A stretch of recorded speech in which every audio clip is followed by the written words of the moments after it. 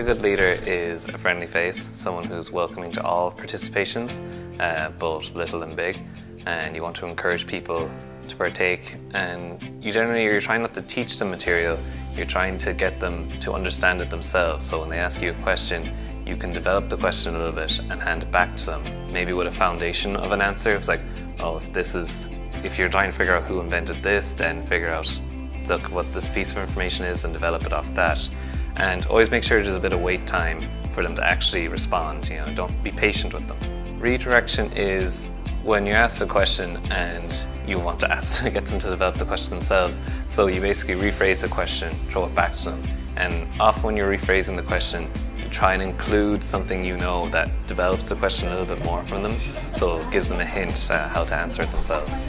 To encourage participation, I found that in a smaller groups of maybe 3 to 4 on the table would be better for sharing information and working in teams where they can discuss between themselves any question they might have, as one student might actually have the answer that the other student is looking for, but they're afraid to kind of talk between themselves outside the class. That's a good way I found, and a lot of past leaders find works to get the students involved in the sessions. Split them into groups of 3 to 4 and they start discussing the topics where they've been asking questions about, as some students would have the answer that the other student requires.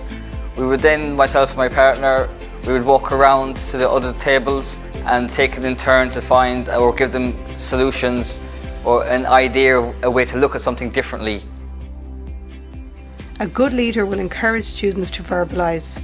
Asking questions is a key part of the past leader's role and ensures students do the thinking and the talking. The most common type of question is redirection, which is turning the question back to the group.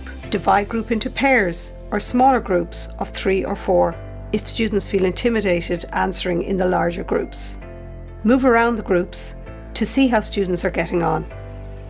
To encourage student participation in past groups, you should redirect questions back to the group, ask open-ended probing questions to get more information, wait for student responses, encourage students to check their notes, get the students into small groups to discuss and share their ideas, monitor the progress of each group.